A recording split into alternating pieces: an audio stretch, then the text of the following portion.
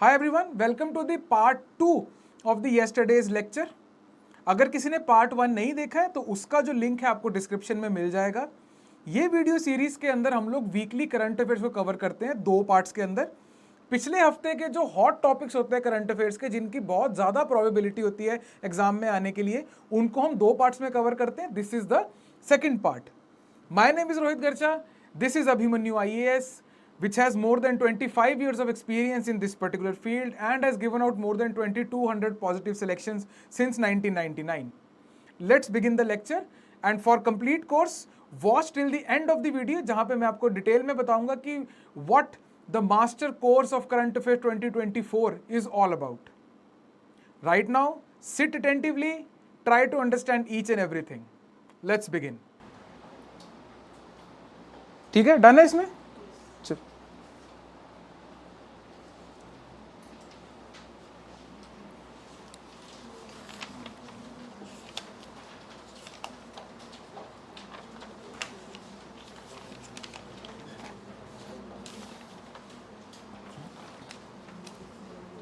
आइए, let's begin. IMEC तो G20 के साइडलाइंस के ऊपर जो जो चीज़ें हो रही हैं वो G20 से थोड़ी ज़्यादा इंपॉर्टेंट हो जाती है आपके यूपीएससी पॉइंट ऑफ व्यू से, राइट। वही दिल्ली डिक्लेरेशन को थोड़ा सा और टाइम देते हैं अभी, क्योंकि हमारे पास एग्ज़ाम के लिए टाइम है अभी, राइट। तो डोंट वरी, आपको ज़्यादा उसमें घुसने की ज़रूरत नहीं है, क्या है क्या नहीं है कैसे है। अब जो G20 का बेसिक है बस वही हमारे लिए इंपॉर्टेंट है। दिल्ली डिक्लेरेशन में ज़्यादा कुछ है नहीं। There are some diplomatic wins जो हमें मिली है, there are certain diplomatic losses जो हमने इनकर करी हैं। ये 2-4 चीज़ों पर अगर आप क्लियर हो जाओगे that is more than enough. Technical सवाल उस पर आने के चांसेस कम है, आएगा भी तो वो it will be static in nature. G20 पिछले 4 साल से कवर हो रहा है, हर प्री के अंदर G20 का सवाल आ रहा है, राइट। तो सेंट ही नहीं होना कि दिल्ली में हो गया तो मज़ा आ गया, कुछ नहीं हुआ।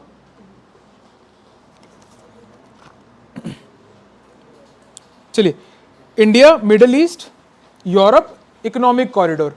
इकोनॉमिक कॉरिडोर बहुत सिंपल होता है, ये तो आपको लगी क्या पता हो अभी तक। एनीथिंग दैट आप फैसिलिटेट्स योर इकोनॉमी, है ना, तो वो आपका इकोनॉमिक कॉरिडोर में फॉल करता है। और इकोनॉमी कैसे करती है? आपका flow of money and goods and information, right. इसको हम इकोनॉमी इसके थ्रू रन करते हैं, तो इसके अंदर भी वही चीज़ है। आपको जो चीज़ याद रखनी है दैट इज़ नंबर 1, यहाँ पे टेबल गिवन है आपको, है ना। Participating countries: India, Saudi Arabia, UAE, France, Germany, Italy, USA and European union.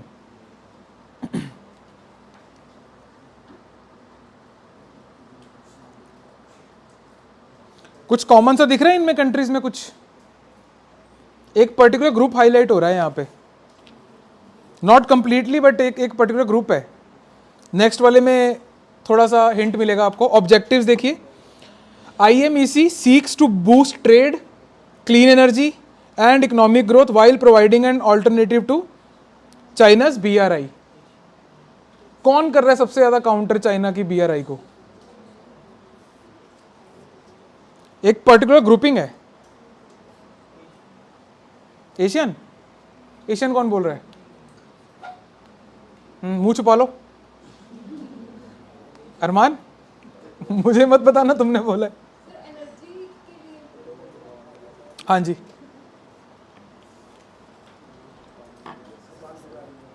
मतलब इकोनॉमिक, तभी मैंने आपको स्टार्टिंग में क्लियर कर दिया था कि इकोनॉमिक कॉरिडोर है, ये सब कुछ इंक्लूड करेगा। आप जब कॉरिडोर बना ही रहे हो, राइट, तो उससे आप हम फ्रांस से वो क्यों नहीं मंगवा सकते ब्लेड्स आपके विंड टर्बाइंस के? तो क्लीन एनर्जी में फॉल करेगा ना। फ्रांस से अगर मैं एक पूरा विंड फार्म मंगवा लूँ यहाँ पे इंस्टॉल करने के लिए, will it fall under the category of clean energy? Let me rephrase, it will fall under the category of clean energy, full stop. समझ रहे मैं क्या बोल रहा हूँ बच्चे? क्लीन एनर्जी पे डाउट था ना आपका? अच्छा, alright, spend some time with your thought. देखो वो क्या कहना चाह रहा है।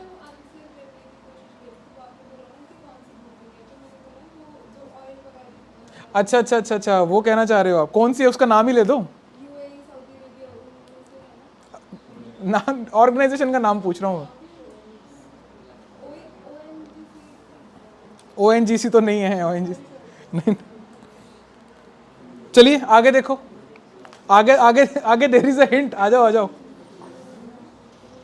गलत डायरेक्शन में चले गए, मैंने नाम रिवील कर देना है। वापस आ जाओ, अगले वाले में एक और है, आइए। Now this particular corridor IMEC, it's a part of PGII, Partnership for Rail and Shipping Corridors, Global Infrastructure Investment, and focuses on enhancing global trade and cooperation, right? Corridor के 3 कंपोनेंट्स होंगे मेनली, रेलवे लाइंस है ना, जो कि आपके यहाँ पे exist करती हैं, इधर यहाँ पे बनेंगी रेलवे लाइंस, इसके अलावा electricity cable and a clean hydrogen pipeline, and last one is high speed data cable, वो जो हमने पहले पढ़ी थी, अंडर सी केबल जो होती है, सीबेड केबल्स, राइट, उसकी बात हो रही है यहाँ पे। कॉरिडोर के 2 सेगमेंट्स है बच्चे, ये इंपॉर्टेंट है आपके लिए, IMEC के 2 सेगमेंट्स होंगे, विच इज ईस्टर्न कॉरिडोर, ये वाला connecting India to your Gulf, Arabian Gulf, और उसके बाद में अरेबियन गल्फ से आगे यूरोप के अंदर, राइट। अगर आपने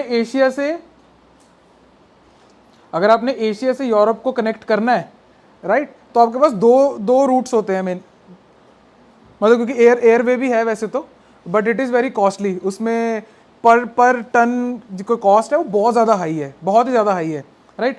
सो ये 2 टाइप के रूट्स हैं, bye the way this is BRI, belt and road initiative, right.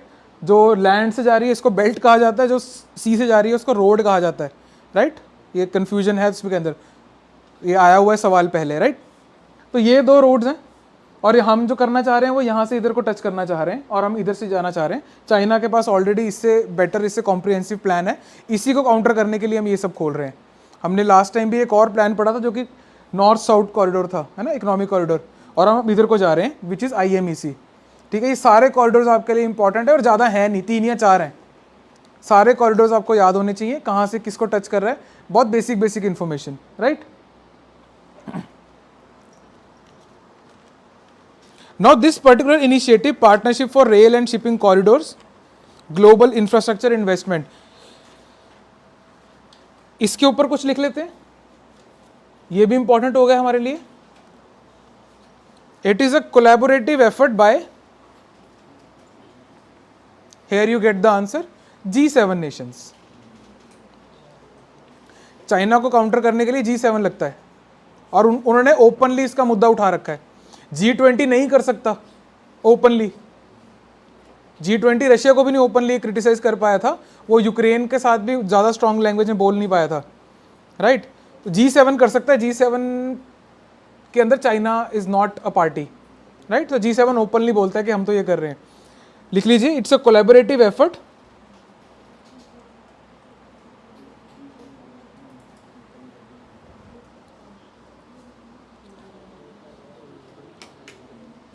यहाँ पे। और भी किसी को वीडियो का इशू आया क्या यहाँ पे? I have got 1 comment.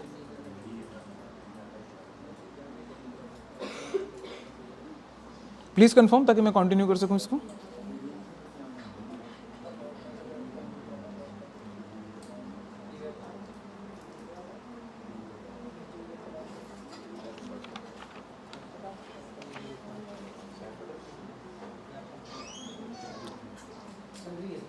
Okay अच्छा ठीक है, thank you. All right, let's see. Collaborative effort bye G7 nation, ये हम PGII के बारे में बात कर रहे हैं, ठीक है। ये जिसका एक जो सब पार्ट है वो ये वाला रहेगा। It is a developmental initiative, thank you, aimed at narrowing infrastructure gap in developing countries,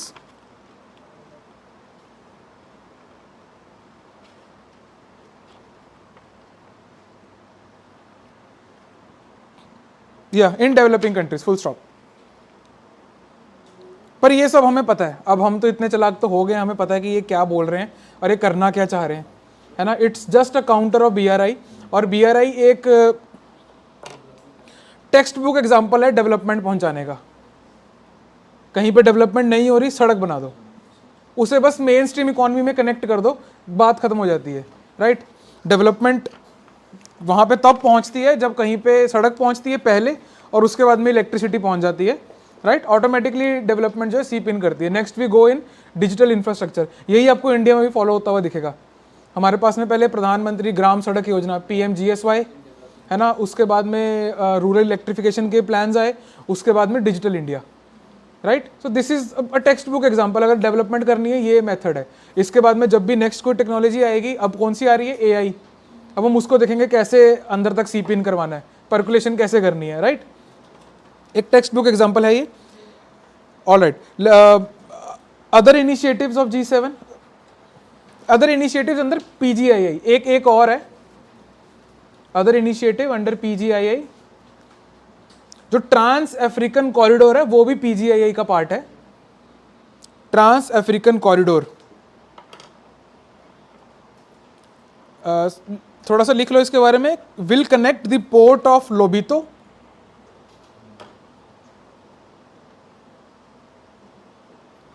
all it's okay, so video is working fine, okay. Port of Lobito, LOBITO, ये तो नहीं पता होगा ना तुम्हें, कहाँ है ये, in Angola, ANGOLA,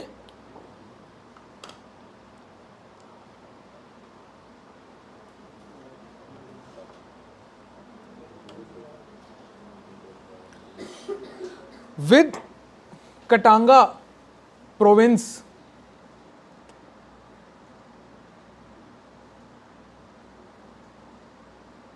in Congo and the copper belt in Zambia.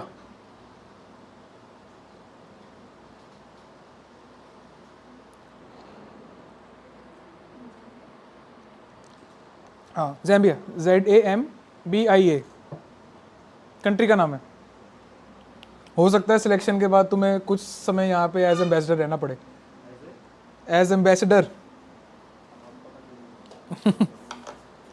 और क्या, तुम्हें क्या लगता है, तुम्हें उठाते सर वो US या कनाडा भेज देंगे? जो ये UN के मिशन जाते हैं ना, जहाँ पे इंडिया पार्ट लेता है, ह्यूमैनिटेरियन मिशंस और ये सब, तो वो आप ही लोगों को भेजा जाता है वहाँ पे, सारी सर्विसेज को भेजा जाता है, IDAS, IDES, है ना, IAS, IPS, सबको भेजा जाता है, और वो ये वाली कंट्रीज होती हैं, they are these least developed countries में भेजा जाता है,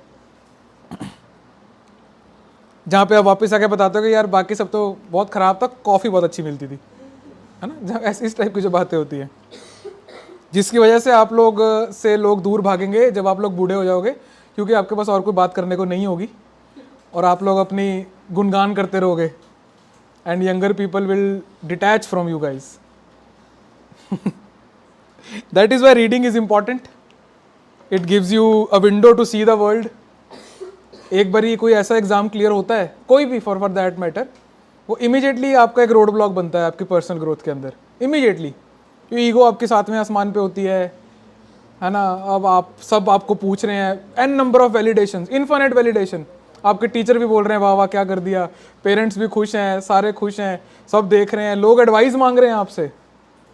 ऐसे में बंदा, ऐसे में अगर कोई कंट्रोल में रह जाए तो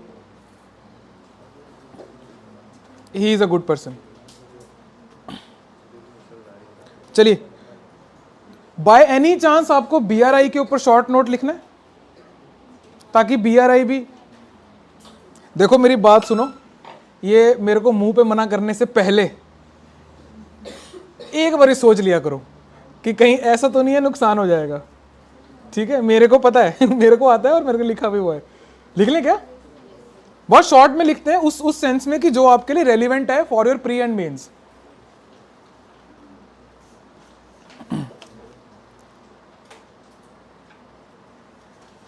शॉर्ट में लिखते हैं, started in 2013,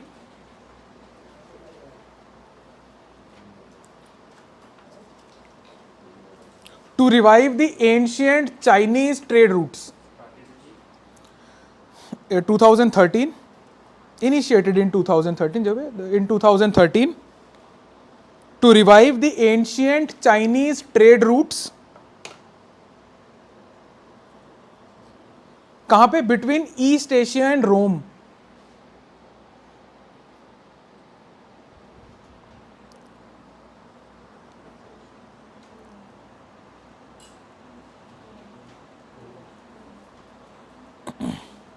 issues with BRI, ये हम थोड़ा कम पढ़ते हैं जब हम देखते हैं इसको.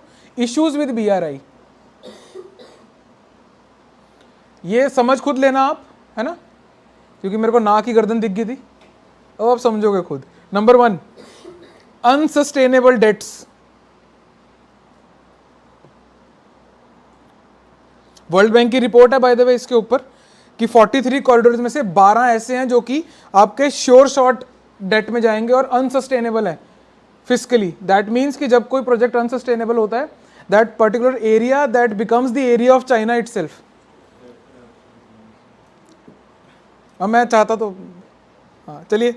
Next is environmental concerns.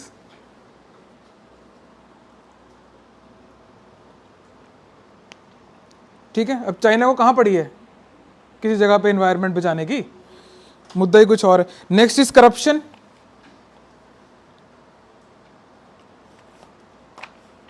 हमारे पड़ोसी मुल्क में इसके काफी ज्यादा केसेस देखने को मिले हैं. Next is territorial disputes.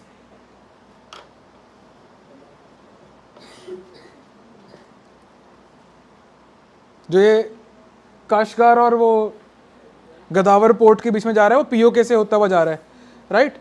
सो वो इसके अंदर आ रहा है. ऐसे सिमिलर आपको डिस्प्यूट्स और जगह भी देखने को मिलेंगे.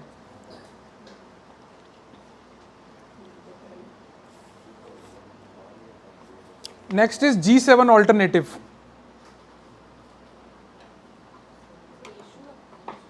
हाँ, G7 आपको बहुत ज़्यादा ट्रांसपेरेंट है.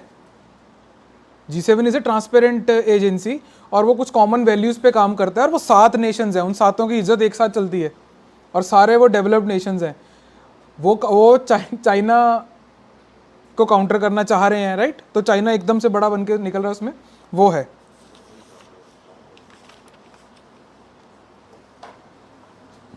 G7 में कौन कौन सी कंट्रीज हैं यार?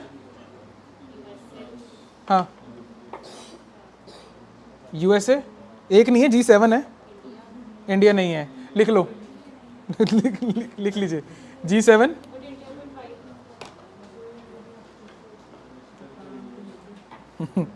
इनविटेशन पे कोई फैमिली का मेंबर नहीं बन जाता. चाय पे आओ, पी के जाओ. लिख लीजिए. 2 कंट्रीज उस तरफ वाली आपकी US and Canada.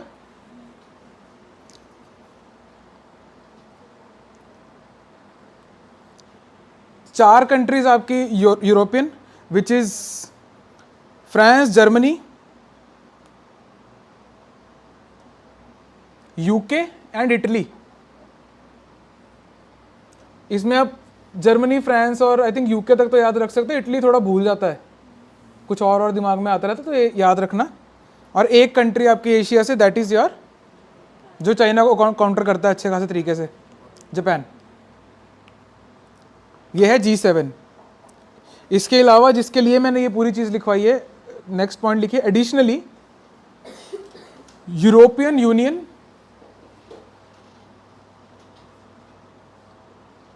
is a non-enumerated member.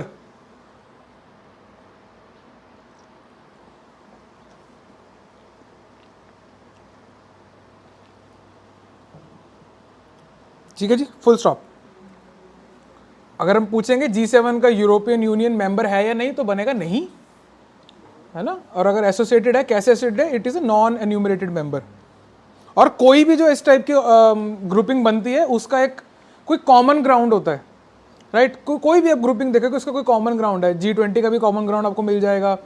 हर कोई भी ASEAN का कॉमन ग्राउंड मिलेगा, उसका कल्चर से लिंक्ड है, राइट. तो G7 का जो कॉमन ग्राउंड है, it is the shared value of liberal democracy, है ना. प्लूरलिज्म लिखना है, लिख लीजिए. It is organised around shared values of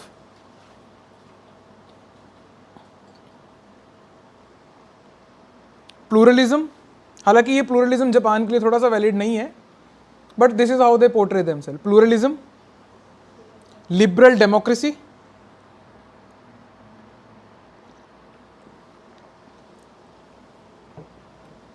and representative government. Liberal democracy मतलब राइट बेस्ड की बात हो रही है इधर.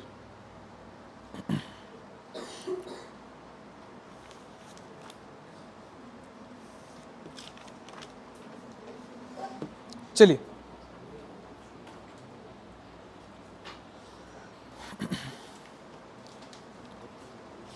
अगेन जो नेक्स्ट टॉपिक है स्ट्रेटेजिकली प्लेस किया गया था यहाँ पे, इसमें कुछ लिखने की जरूरत नहीं है ना, बस देख लेते हैं इसको क्या कर रहा है.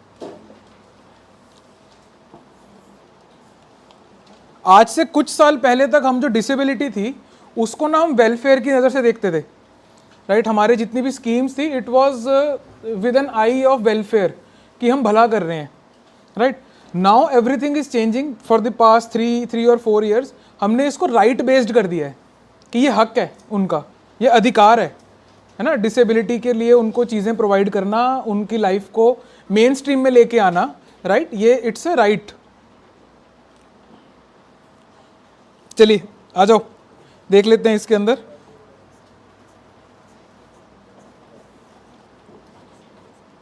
आप लोगों को देख के ना मेरे को एक वो याद आ रहा है. I went to a place recently.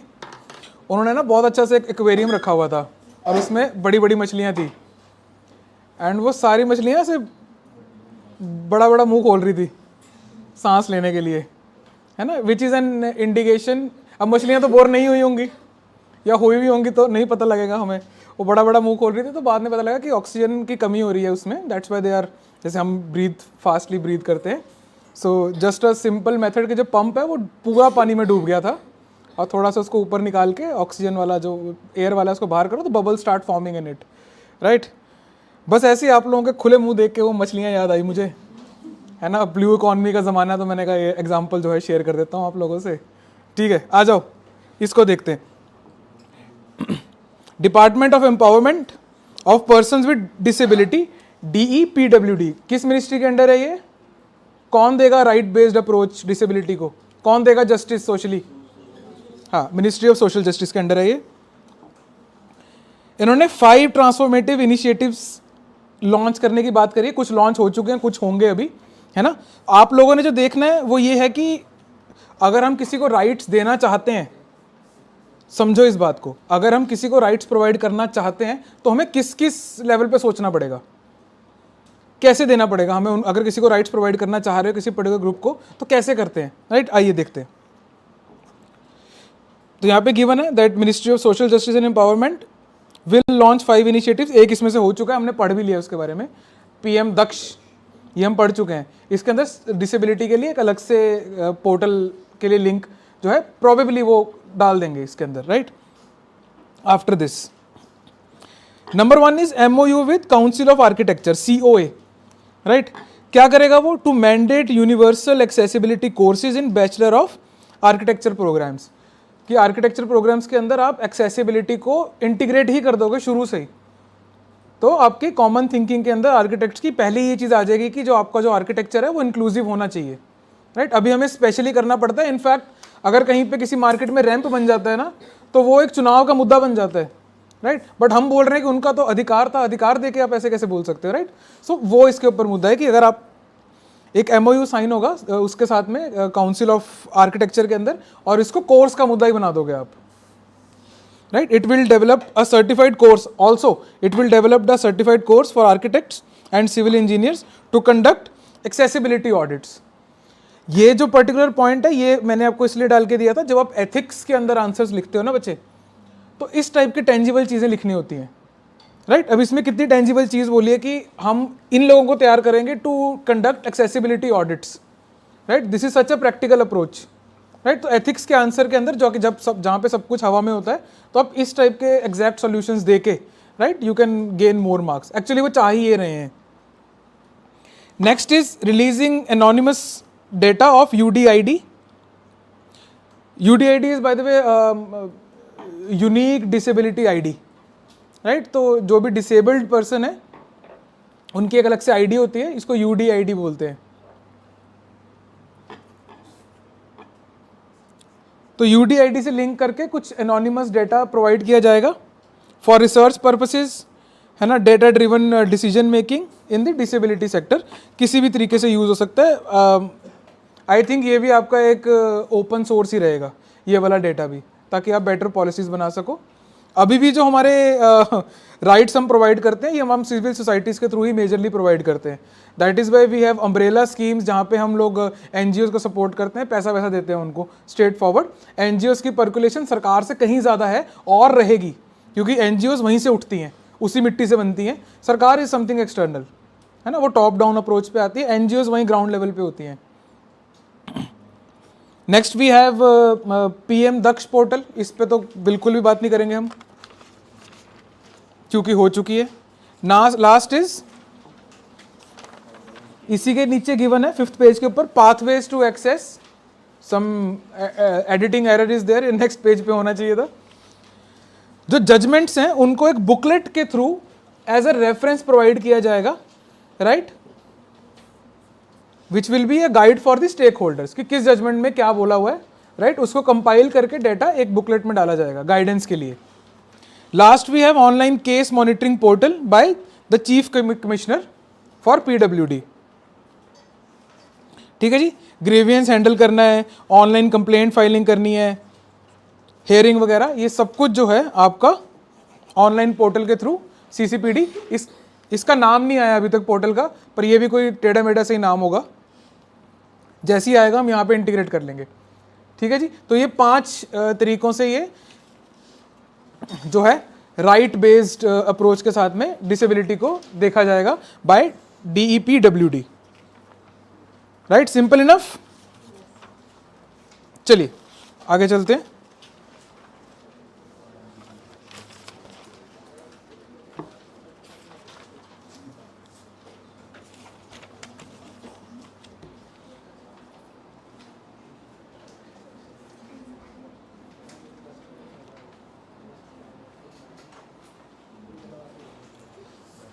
इसके ऊपर कुछ नया डेटा आया था और हमने लास्ट टाइम बहुत शॉर्ट में लिखा भी था शायद इसको, है ना, नेशनल जुडिशियल डेटा ग्रिड को। यहाँ पे आपके पास पूरी चीज आ गई है ना, और ये मेंस पॉइंट ऑफ व्यू से भी हमारे लिए इंपॉर्टेंट है।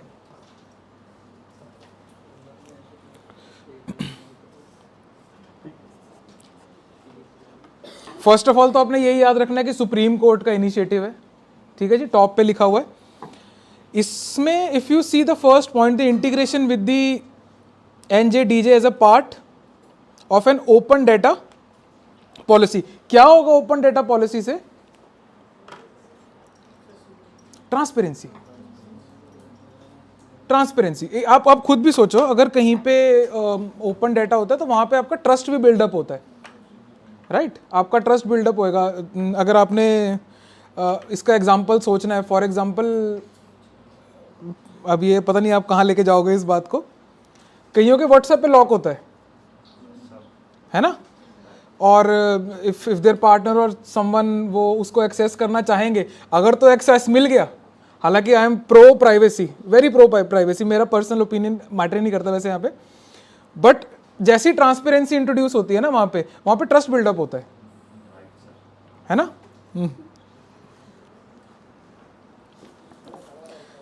तो आपको आने वाले टाइम में कई जगह पे आपको ODPs देखने को मिलेंगी, ओपन डेटा पॉलिसी देखने को मिलेंगी, ऑलमोस्ट हर जगह पे यही, this is the future, other than the आपका जो OSA एक्ट के तहत में जो एजेंसीज हैं, राइट।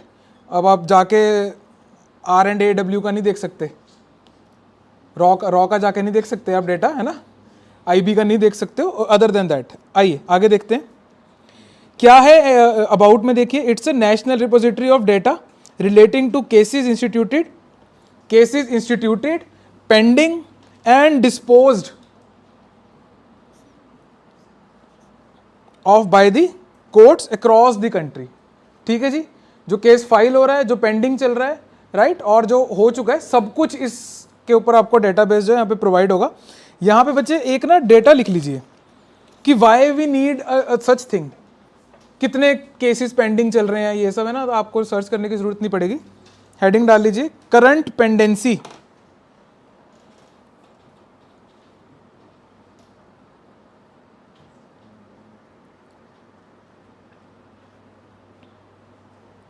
ये मैं आपको बिल्कुल लेटेस्ट अगस्त 2023 का डेटा बता रहा हूँ, इससे लेटेस्ट डेटा अवेलेबल ही नहीं है। लिख लीजिए, for the year 2023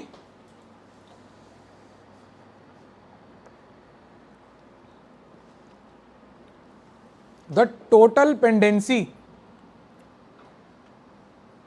of registered cases in Supreme Court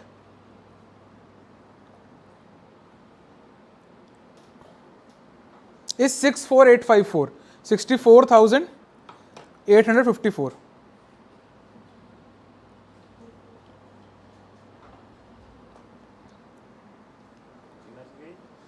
Six four eight five four.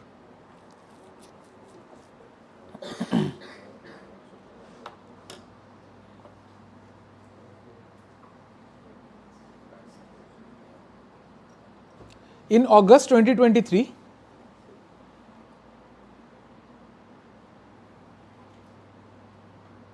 अब ऐसा नहीं है कि ये डेटा आपको थोड़ा सा और एक क्लियर पिक्चर देगा, है ना। 5412 केसेस वर फाइल्ड,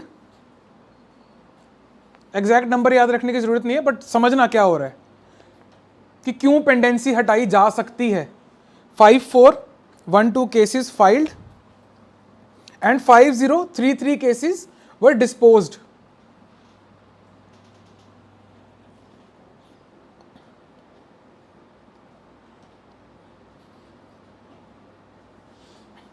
ये सिर्फ अगस्त का डेटा है। ये इतने केसेस होते हैं सुप्रीम कोर्ट में, बाय द वे, एक महीने की बात हो रही है ये, और जजेस कितने हैं, कोर्ट रूम्स कितने हैं। अब आप थोड़ा सा समझ के देखिए कितना प्रेशर होगा जुडिशरी के ऊपर, और हर एक केस इंपॉर्टेंट है, सुप्रीम कोर्ट तक पहुंचा है भाई। इसके अलावा कुछ और छोटा मोटा डेटा भी है, या इसके साथ में एक और चीज लिख लीजिए आप, in ease of doing business report, ये एनजेडीजे की तारीफ है। In ease of doing business report 2018,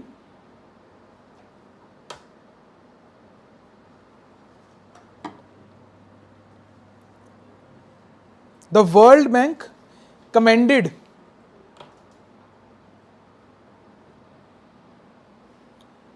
NJDJ's role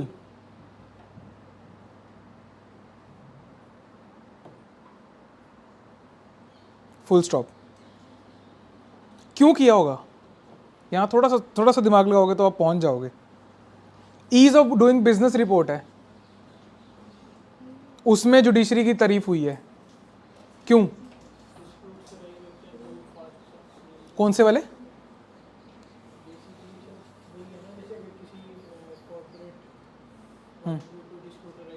हाँ, प्रिसाइसली। वीकेंड को ब्रैकेट में लिख लो, फैसिलिटेटेड कॉन्ट्रैक्ट एनफोर्समेंट। इस वजह से ये पॉइंट मैं आपको इसलिए लिखवा रहा हूँ, ये बहुत out of the box point है वैसे, यहाँ पे ये बैठता नहीं है जब हम एनजेडीजे पढ़ रहे हैं। Why it is being told to you is because कि ये लिंक्ड कैसे होते हैं। एक जुडिशियल रिफॉर्म है, जुडिशियल रिफॉर्म इंडिया में हुआ और इससे वर्ल्ड बैंक ने हमारी रैंकिंग इंप्रूव करवा दी, और हमारी रैंकिंग इंप्रूव हुई in your ease of doing business. That is why everything is integrated. तभी मैं आपको कई बार बोल चुका हूँ कि जब आपके सारे स्टैटिक सब्जेक्ट खत्म हो जाएंगे, उसके बाद में आप जब इस क्लास में आओगे या फिर इन जनरल कुछ पढ़ोगे, आप किसी और ही लेवल पे जाके सोच रहे होंगे चीज़ों को, बिकॉज एवरीथिंग इज इंटरलिंक्ड। यहाँ पे एक जुडिशियल रिफॉर्म को हमने एक ईज ऑफ डूइंग बिजनेस से लिंक किया है, और ये डायरेक्ट एग्जांपल है। यूपीएससी यही चाह रहा है आपसे बस। अगर आप क्वेश्चन देखोगे, ऐसी दो रैंडम चीज़ों को उठा के पूछ लेगा लिंक क्या है। आई एम टेलिंग यू, उन दोनों में लिंक होगा ही होगा। अभी बता रहा हूँ, मुझे पता भी नहीं है वो दो चीज़ें कौन सी हैं, पर उनमें लिंक है ना। वो क्या है, वो आप ऐसे छोटी मोटी चीज़ें दिमाग लगा के देख सकते हो, राइट।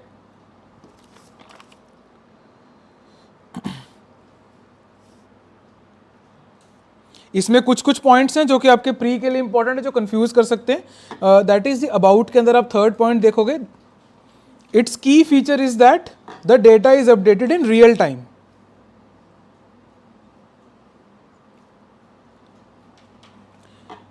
और ये किसका पार्ट है? It is e courts project का part, which is a centrally sponsored scheme. ठीक है, ये दो चीजें इंपॉर्टेंट हैं इसमें।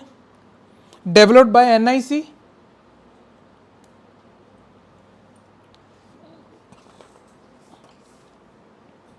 बट इनिशिएटिव है सुप्रीम कोर्ट का ही है, ठीक है जी, कंफ्यूज नहीं होना है। वैसे तो मोस्ट प्रोबेबली आपको ऑप्शन में नहीं आएगा सुप्रीम कोर्ट और एनआईसी दोनों, है ना। इन केस अगर आ गया तो read the question very carefully कि वो टेक्निकल डेवलपमेंट की बात कर रहा है या इनिशिएटिव की बात कर रहा है, ठीक है, ये थोड़ा सा ध्यान में रखना है आपने। अगर ये सवाल आ गया और ये दो ऑप्शन उसमें होंगे, आई कैन गारंटी इंडिया के इंस्टीट्यूट दो हिस्सों में डिवाइड हो जाएंगे आंसर कीज के मामले में कि ये क्या बोलने वाला है। बट आप बहुत इसको क्लियर रखो अपने माइंड में, यूपीएससी वर्ड्स पे ही खेलेगा अगर खेलेगा तो। चलिए बच्चे आगे चलें।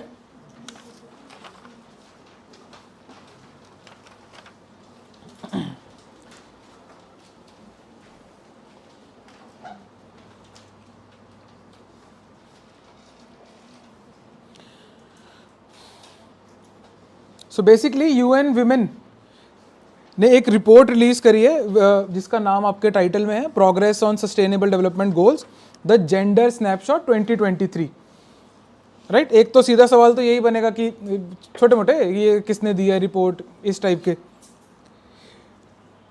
मेंस पॉइंट ऑफ व्यू से इसके अंदर बहुत सारी चीजें हैं, दैट इज वाई आज ये फीचर कर रही है टॉप 9 के अंदर ये करंट अफेयर।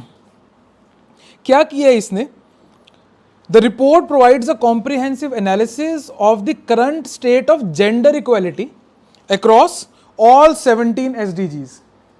ये हैं एसडीजीज आपके 17 एसडीजीज। बाय द वे ये आपको याद हो जाने चाहिए अब तक, है ना। अब इसके ऊपर सवाल आते हैं और बहुत स्ट्रेट फॉरवर्ड सवाल होता है, बहुत सिंपल सवाल होता है।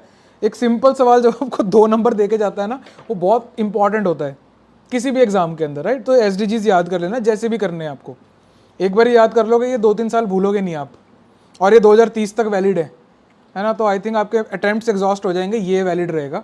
तो इट इज़ गुड कि इसके ऊपर आप इन्वेस्ट करो। तो थोड़ा सा डिटेल में पढ़ना इसको। इसके आगे कंपोनेंट्स भी हैं कि क्या मतलब है जेंडर इक्वालिटी का, क्या मतलब है क्वालिटी एजुकेशन का, इन सब के आगे सब पार्ट्स ये सब कुछ है। फॉर एग्जांपल आज मैं आपको शायद इसका जेंडर इक्वालिटी का बता दूंगा, इसके 9 पैरामीटर्स हैं, राइट। ऐसे ही हर चीज़ के कुछ कुछ पैरामीटर्स हैं, और आपके जितने भी मेंस के आंसर्स हैं वो इस पर्टिकुलर चीज़ से सॉर्ट हो जाएंगे।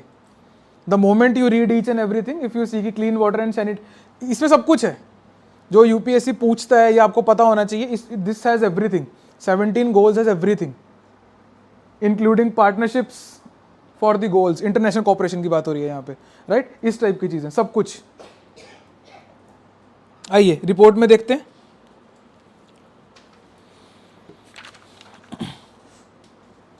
इसको बच्चे आपके लिए मैंने थोड़ा डिवाइड कर दिया है, इसको थोड़ा स्ट्रक्चर देने की कोशिश करी है ना। रिपोर्ट थोड़ी स्ट्रेट फॉरवर्ड थी कि क्या बोला हुआ है। इसका स्ट्रक्चर आप थोड़ा सा देख लीजिए कि poverty and food insecurity number 1, उसके लिए क्या बोला है इसमें, second point, about 25% of women will experience moderate और severe food insecurity in the coming years, ठीक है जी। ये आप कुछ स्टेटमेंट्स है जो आप डायरेक्टली यूज कर सकते हो अकॉर्डिंग टू यूएन विमेन, अगर रिपोर्ट का नाम नहीं भी याद रहता, और रिपोर्ट थोड़े इसका नाम थोड़ा लंबा भी है, ये याद रहेगा भी नहीं है लिखने के लिए। Next is women leadership. इसका जो सेकंड पॉइंट है, if you see in that at the current rate of progress the next generation of women will still spend on average 2.3 more hours per day on unpaid labour, ठीक है, then man. ये data है, ठीक है, carefully use करना इसको। जैसे for example अभी पिछले कुछ सालों से एक ट्रेंड चल रहा था कि जब हम लोग आंसर्स में एंगल्स देते हैं अलग अलग, तो एक फेमिनिस्ट एंगल आता है ना। जब मूवमेंट थोड़ी पीक पे चल रही थी, जैसे भी है, तो आप बहुत केयरफुल होकर उसके अंदर पॉइंट्स लिखना। इसको आपने बहुत केयरफुल होकर लिखना है कि इसका मतलब क्या बनता है, राइट। चलिए आगे देखते हैं। Older women face higher rates of poverty and violence than men. Fact, straightforward fact. Right? इसके बाद में in 28 of the 116 countries with data, less than half of the older women have pension. ठीक है जी। In 12 countries, fewer than 10% had access to a pension. मतलब कि financial inclusion और gender gap, right? ये भी included इसने बोल दिया है, प्लस इसने एज का एक एंगल दे दिया है। Next we have roles in science. इसका सेकंड पॉइंट अगर आप देखेंगे, in 2020 women held only 1 in 3 research position worldwide and only 1 in 5 STEM jobs। ये वर्ल्ड वाइड का है। इंडिया का डेटा कुछ और बोलता है, इंडिया का डेटा इससे हल्का सा खराब होगा, है ना। मेरे पास वो डेटा नहीं है अभी, राइट, क्योंकि अवेलेबल नहीं है। एस्टिमेट्स मिल सकते हैं आपको, कोई डेटा नहीं है, पुख्ता प्रूडेंट डेटा नहीं है। इसके बाद में there are some other findings also, right. ये आप अपने लेवल पे पढ़ लेना, राइट, ज़्यादा इसमें कुछ है नहीं है। आइए लास्ट टॉपिक। 5 बजे क्लास है आपकी आज? तो बहुत लंबी ब्रेक मिलेगी तुम्हें। चलिए, हाँ जी बताओ। लास्ट से पूछोगे? अभी फ्लो आया हुआ है, पूछो यार। लास्ट में क्या पूछोगे? क्लास के बाहर? तो किस बात का डर है आपको?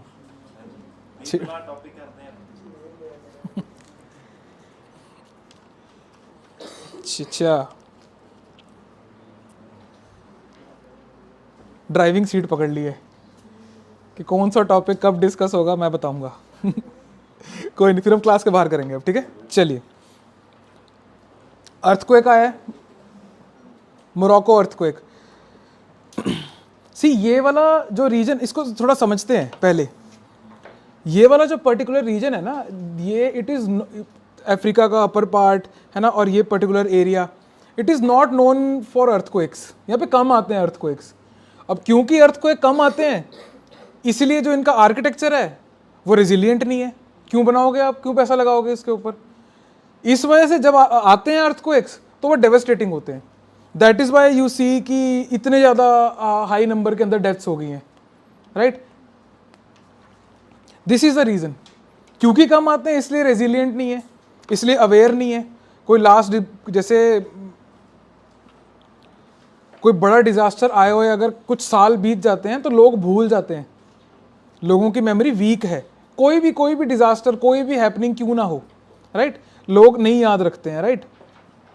वो कारण है। दैट इज़ वाई ये वाले टॉपिक को हम थोड़ा सा इंपॉर्टेंस देके पढ़ रहे हैं। एक तो वो प्लेट्स एंड ऑल के एंगल से देखेंगे इसको, राइट, वो तो इसमें गिवन ही है, राइट, उसमें मैं ज़्यादा कुछ नहीं बोलूँगा, है ना। दूसरे एंगल से हम देखेंगे कि ये मोरक्को है क्या, है ना, मोरक्को के आजू बाजू क्या लगता है, और ये सब चीज़ें international relation, map work kind of things. आइए, again cause of earthquake given है वहां पे। Cause of earthquake I think आपको पता ही होगा क्या है। जो एरिया है, again it's on the boundary of what, of the African and Eurasian tectonic plates, ठीक है जी। और यहाँ पे दो टेक्टोनिक प्लेट्स के बीच में इंटरेक्शन है, और कभी कभी इंटरेक्शन की वजह से सडन रिलीज ऑफ एनर्जी भी होती है, विच कॉजेज योर अर्थक्वेक, और जो कि यहाँ पे हुआ है।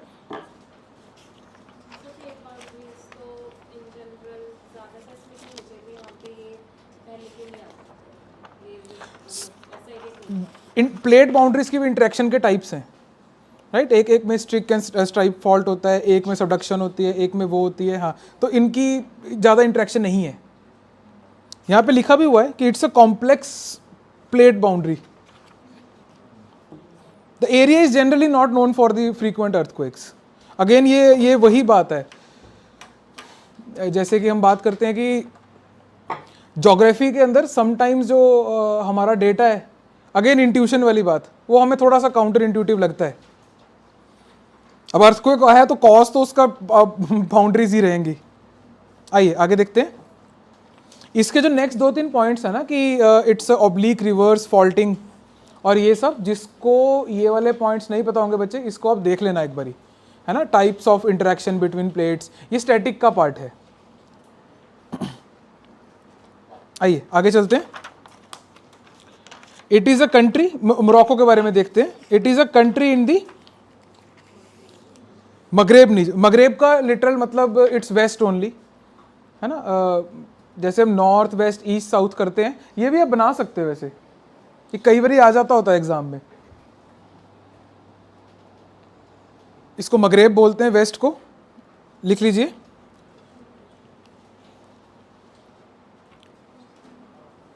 अरेबिक टर्मिनोलॉजी है, ये आपको किताबों में देखने को मिल जाएगी।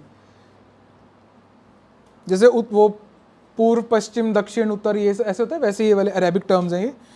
ईस्ट इज कॉल्ड मशरिक, MASHRIQ।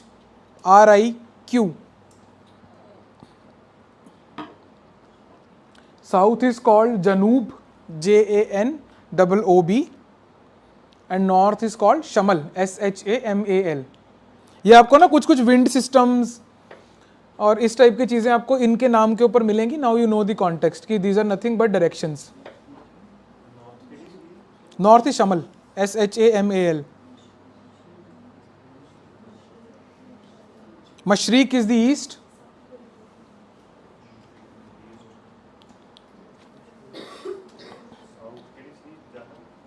जानब नहीं है, जनूब।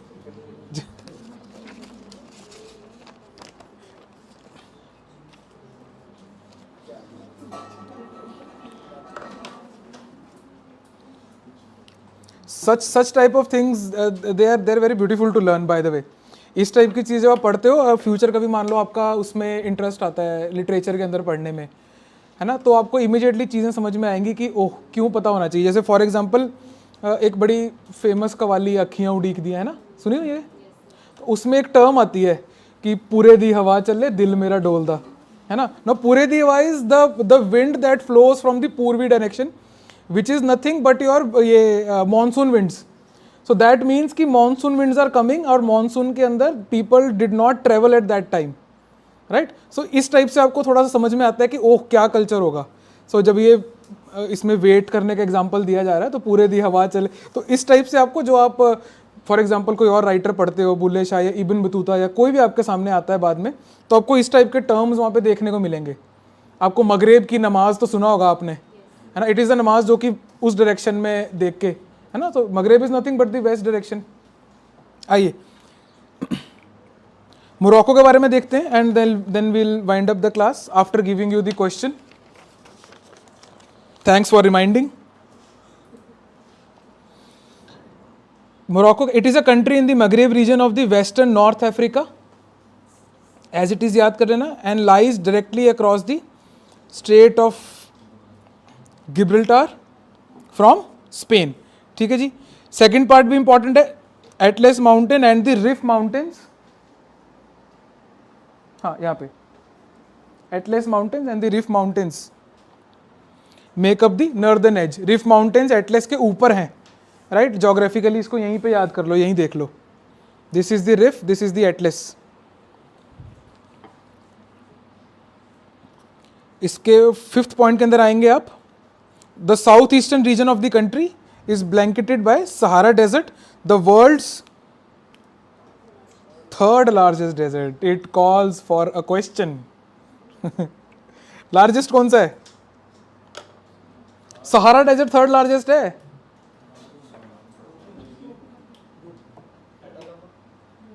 छोटा सा है। ओ गोभी तो पराठे बना लो आप, नहीं है ऐसे वाले, नहीं है, गलत डायरेक्शन में सोच रहे हो। ओहो अच्छा, वो कंफ्यूजन है, गलत जगह सोच रहे हो। यप, रेत वाला, रेगिस्तान की बात नहीं हो रही है ये, desert. Cold desert is also a desert, right. So largest desert is Antarctica. Antarctica is nothing but Arctic का ऑपोजिट, एंट आर्कटिक, है ना, एंटार्क्टिका। तो सेकंड लार्जेस्ट कौन सा हुआ?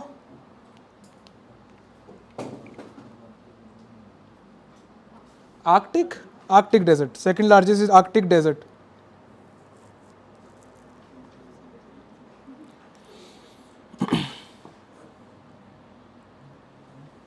इसके थर्ड लास्ट पॉइंट के अंदर it is bordered by two countries of Western Sahara to the south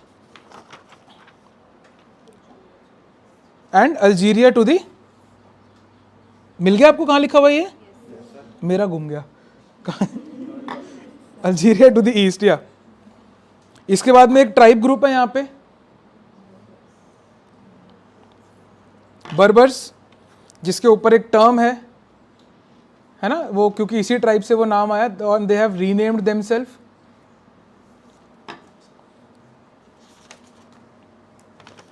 एक चीज और मिसिंग है इसमें से, मोरक्को के बारे में एक और इंटरेस्टिंग चीज है, अभी मैंने नाम भी लिया था उसका, एक ट्रैवलर था, एंशिएंट ट्रैवलर। हाँ, लिख लीजिए, Ibn Battuta.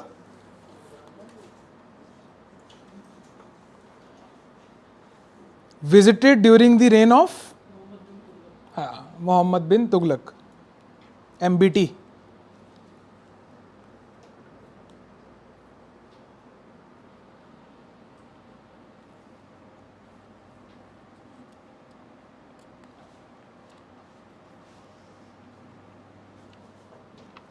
With the acquisition of Western Sahara, last point लिखते हैं इसमें, with the acquisition of Western Sahara,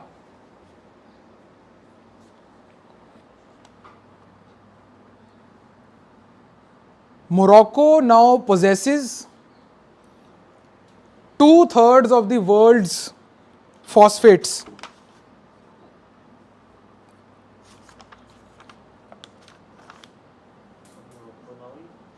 Morocco now possesses 2/3 of the world's reserves for phosphates.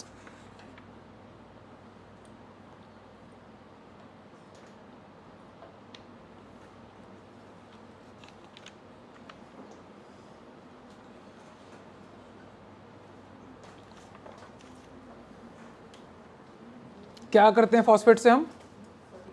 Fertilisers, right? चलिए, लेट्स राइट द क्वेश्चन। ये हम food security के ऊपर, क्योंकि आज हमने फूड सिक्योरिटी के ऊपर 2 करंट अफेयर करे हैं, ट्राई करना इसको लिखने की, इजी है, ज़्यादा कुछ नहीं है इसके अंदर।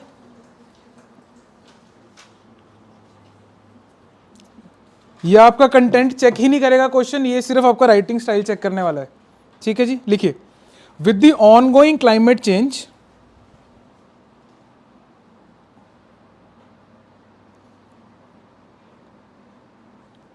and food crisis in the world,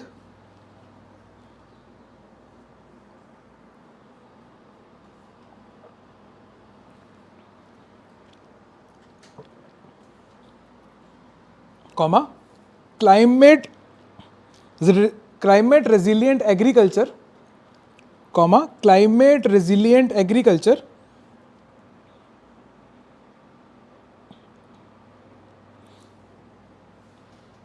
should be the top priority of the nations.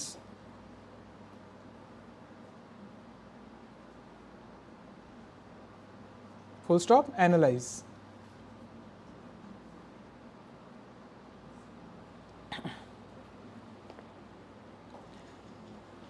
I took a pause just to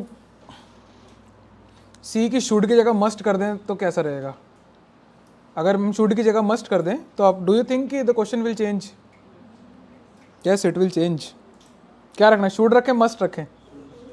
should रखना है, चलो ठीक है।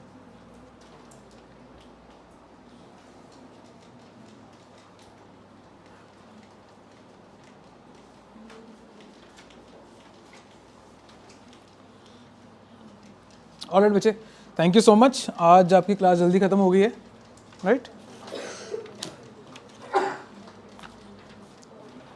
ठीक है, alright, thank you so much online. So that is all about today's lecture.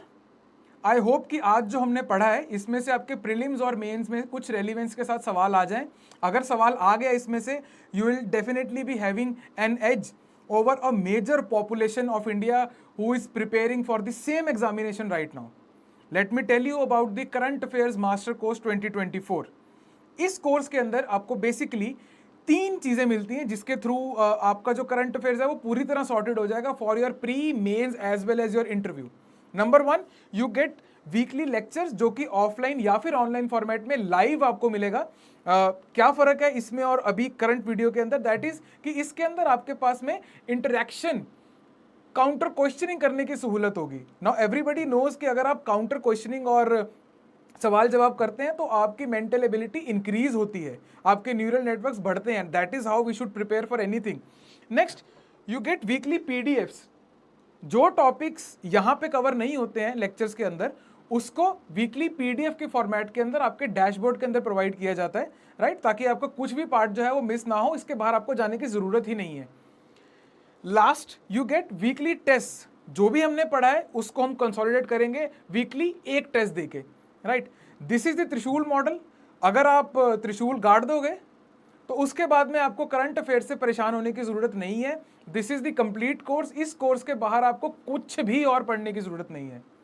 Link is in the description, go check it out and subscribe to the channel, ताकि आपके पास ये जो लेक्चर्स हैं ये आपको रेगुलरली आपको मिलते रहे, कुछ भी चीज आपकी मिस ना हो। अगर आपने सोच लिया है, if we have dreamed it we can do it. जिद से जीत तक।